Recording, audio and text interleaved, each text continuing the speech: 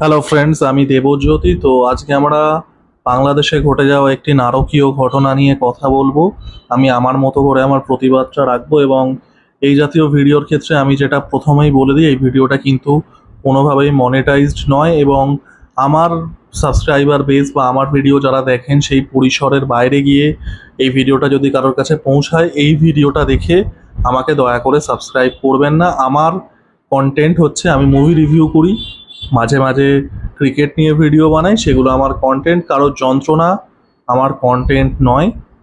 এবং আমার মা বাবা আমাকে কিছু শিক্ষা দিয়েছিলেন, কিছু মূল্যবোধ আমার মধ্যে গেঁথে দিয়েছিলেন, সেই জন্যে এই জাতীয় ঘটনা দেখলে নিজের আওয়াজটুকু বা নিজের প্রতিবাদটুকু যতটুকু সম্ভব ততটুকু না করে থাকা যায় না বলে এই ভিডিওটা বানানো। প্রথমেই আমি বলে দিই, যারা আমার ভিডিও দেখেন তারা অলরেডি এই কথাটা জানেন, আমি বাংলাদেশকে দেশ হিসেবে অপছন্দ করি। আমার বাংলাদেশ সম্পর্কে কোনো সেন্টিমেন্ট কাজ করে না, যেটা একটা শ্রেণীর আমাদের এপার বাংলার বাঙালিদের করে। আমার 47-এর ট্রমা নেই, আমার 71-এর ট্রমা নেই। আমার মা এবং বাবা দুজনেই যেটাকে বলে ঘটি ছিল।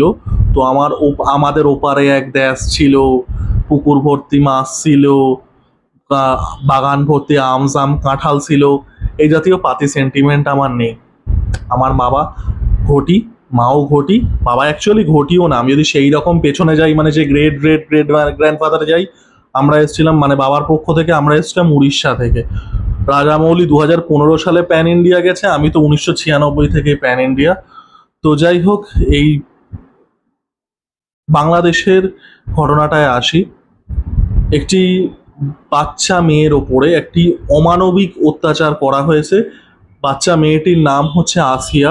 এবার আমি জানি না ভিকটিমের নাম কেন ইউজ করা হচ্ছে। আমাদের দেশে কোনো ভিকটিমের, সেক্সুয়াল ক্রাইমের ভিকটিমের নাম রিডাক্টেড রাখা হয়, নির্ভয়া, অভয়া এই জাতীয় নাম ইউজ করা হয়, তিলোত্তমা ইউজ করা হয়। আপনাদের আরজিকর কাণ্ড মনে থাকবে। আমি জানি না বাংলাদেশির যে মানে জুডিশিয়ারিটা কি, কেন ভিকটিমের আসল নাম ইউজ করা হচ্ছে। তো যাই হোক, আমি যখন ইউজ করা হচ্ছে আমিও করছি।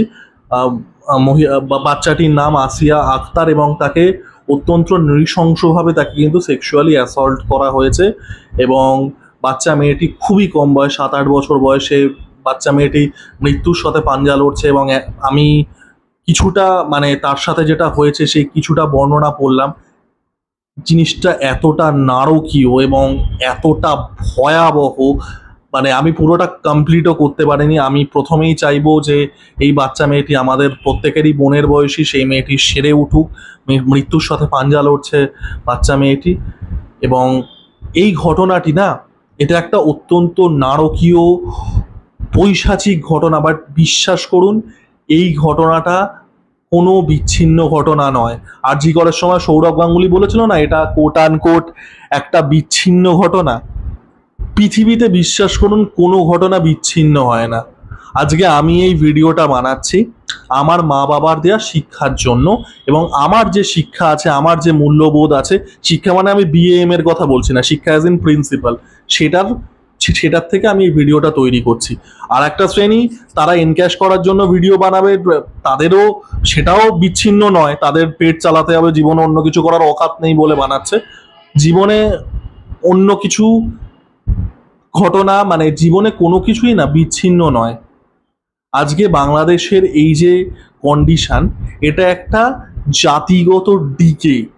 আমি জানি না বাংলাদেশের কি হয়েছে বা বাংলাদেশের সমস্যাটা কোথায়। বাংলাদেশ অ্যাজ আ জাতি কিন্তু কমপ্লিটলি ডিকে করে যাচ্ছে। আপনি যদি দেখেন যে একটা জাতি, আমি এটা কিন্তু জেনারেলাইজ করছি না, অনেকেই হয়তো বলতে পারবেন সব বাংলাদেশি এরকম না, সত্যি কথা, বাট সেটার কোনো ভ্যালিউ নেই।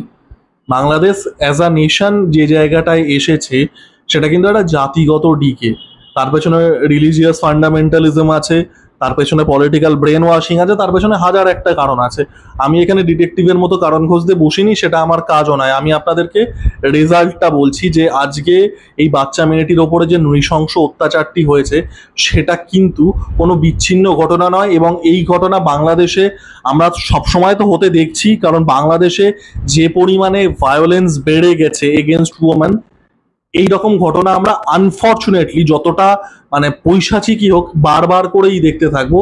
আপনাদের বাংলাদেশি যদি কেউ ভিউয়ারদের কাছে এই জিনিসটা পৌঁছায়, আপনারা না ইন্ট্রোস্পেক্ট করুন। প্রথমত এই যে বাংলাদেশি রিলিজিয়াস ফান্ডামেন্টালিজম, 1971 সালে 30 লক্ষ মানুষ মারা গেছিল। ধর্ষণ হয়েছিল কত মহিলা জানেন? প্রায় 10 লক্ষ।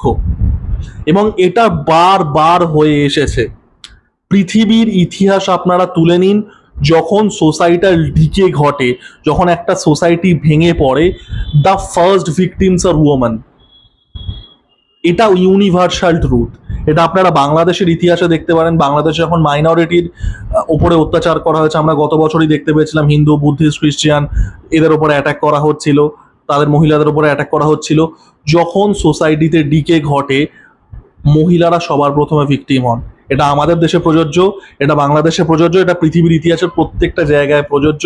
থ্রু আউট দ্য হিস্ট্রি আপনারা 1 কোটি উদাহরণ পেয়ে যাবেন। এটা বিচ্ছিন্ন ঘটনা নয়। আজকে বাংলাদেশ 1971 সালে পাকিস্তান, তারপরে যেটা করেছিল, 30 লক্ষ মানুষকে হত্যা করেছিল, 10 লক্ষ নারীকে ধর্ষণ করেছিল, তারপরে বাংলাদেশের কালেকটিভ পাবলিক যদি পাকিস্তানকে বাবা বানায়, তাহলে বুঝুন যে একটা মানুষের স্টকহোম সিনড্রোম কতটা। একটা স্টকহোম সিনড্রোমও এটাকে ডেসক্রাইব করতে পারবে না যে একটা কালেকটিভ, একটা 16-18 কোটি 20 কোটি, আমি জানি না বাংলাদেশের পপুলেশন কত, তারা সেটার পরেও বাংলাদেশকে, সেটাও পাকিস্তানের আইডিওলজি ধরে বসে আছে। এটার থেকে বড় সোসাইটাল ডিকে কি হবে? আমরা গত বছর দেখতে পাচ্ছিলাম শেখ মুজিবুর রহমান, যিনি বাংলাদেশকে স্বাধীনতা দিয়েছিলেন, যিনি এই 30 লক্ষ জেনোসাইড বন্ধ করেছিলেন, তার মূর্তি ভেঙে দেওয়া হচ্ছে, তার মূর্তির ওপরে মানুষ টয়লেট করে দিচ্ছে। এরকম ভিডিও তো আমরা দেখেছিলাম। বেশি দিন আগের কেসও নয়, 6 মাস আগের কেস। বাংলাদেশে যখন ওই মোচ্ছবটা হলো, কোট আনকোট স্বাধীনতা। এগুলো সোসাইটাল ডিকে। আজকে এই যে বাংলাদেশ, যাকে ভারত এত পরিমাণে সাহায্য করেছে, বাংলাদেশ আজকে এক্সিস্ট করে ভারতের জন্য। 30 লাখ মানুষ মারা গেছিল, সেটা সংখ্যাটা ভারত যদি ইন্টারভিন না করতো 3 কোটি হতো। ফ্যাক্ট এটা। অপারেশন সার্চলাইট 9 মাস চলেছিল, 30 লক্ষ মানুষ মারা যাচ্ছিল। যদি আরো বেশি দিন চলতো, বডি কাউন্টটা অনেক অনেক বেশি হতো। এগুলো সোসাইটাল ডিকে। আজকে যে মেয়েটির সাথে পৈশাচিক অত্যাচারটা হয়েছে, তার পেছনে একটা সোসাইটি যারা রিলিজিয়াস ফান্ডামেন্টালিজমে ব্রেন ওয়াশ হয়ে আছে, পলিটিক্যাল ফান্ডামেন্টালিজমে ব্রেন ওয়াশ হয়ে আছে, সেই জাতির একটা কালেকটিভ লালসার শিকার। এটা আপনারা অনেকে অনেক কাউন্টার ন্যারেটিভ তৈরি করবেন, আপনারা অনেকে অনেক যুক্তি দেখাবেন, এটা বিচ্ছিন্ন ঘটনা, ওই সৌরভ গাঙ্গুলি টাইপের একটা কোট আনবেন যে সোসাইটিতে খারাপ ভালো অনেক কিছু কাউন্টার লজিক, বাট এটাই ফ্যাক্ট। পৃথিবীতে কোনো কিছু বিচ্ছিন্ন হয় না। আজকে এই মেয়েটি তার দিদির বাড়িতে গেছিল, সেখানে তার শ্বশুর এবং আই থিঙ্ক আরো যে 3-4 জন ভিকটিম জানোয়ার আছে, জীবনে কোনোদিন যেন জেল থেকে বেরোতে না পারে, এরা এই মেয়েটির ওপরে যে অত্যাচারটা করেছে, সেটা এই সোসাইটিরই ফল। এই সোসাইটি যে শেখ মুজিবুর রহমানের মূর্তির ওপরে পেচ্ছাপ করে, সেই সোসাইটিরই ফল, যেটা যারা হচ্ছে মাইনরিটিদের বুদ্ধিস্ট মন্দির ভাঙতে যায়, হিন্দুদের মন্দির ভাঙতে যায়, চার্চ ভাঙতে যায়। ফ্যাক্ট এটা। আপনারা কাউন্টার ন্যারেটিভ তৈরি করতেই পারেন, এটা ফ্যাক্ট। আপনারা জাস্ট বাংলাদেশের যারা মানে বাংলাদেশের বাইরে আছেন বা বাংলাদেশের মধ্যেও আছেন, মানে প্রচুর মানুষ তো মানে ডিনায়ালে বাঁচতে ভালোবাসে। আপনারা দেখে নিন লাস্ট 15 দিন, আমি বলছি, বাংলাদেশে কটা সেক্সুয়াল ক্রাইম হয়েছে, কটা ক্রাইম এগেনস্ট ওমেন হয়েছে, দেখে নিন। আবারও আমি বলবো, কোনো সোসাইটি ডিকে করলে সবার আগে ভিকটিম হয় মহিলারা। এই বাচ্চা মেয়েটির সাথে যে পৈশাচিক ঘটনাটা ঘটেছে, সেটা কিন্তু আইসোলেটেড ঘটনা নয়, এবং বাংলাদেশ কালেকটিভ অ্যাজ আ জাতির আজকে এই জায়গায় দাঁড়িয়েছে বলেই এই ঘটনা হয়েছে, ভবিষ্যতে আরো বেশি হবে। বাংলাদেশ 1 স্টেজ আগে দাঁড়িয়ে আছে আফগানিস্তান হওয়ার। একদম তেতো সত্যি কথা শুনুন, 1 স্টেজ আগে দাঁড়িয়ে আছে। আমরা দেখবেন প্রচুর মাঝে মাঝে ইমেজ সার্কুলেট করতে থাকে যে আফগানিস্তান 70s 80s মানে রাশিয়ান ইনভেশন হওয়ার আগে এরকম ছিল, মহিলারা মডার্ন পোশাক পরে ঘুরে বেড়াচ্ছে। এখন আফগানিস্তানের অবস্থা দেখছেন, বাংলাদেশ ঠিক তার 1 স্টেজ আগে আছে। গেম ওভার হওয়ার ঠিক একটা স্টেজ আগে আছে।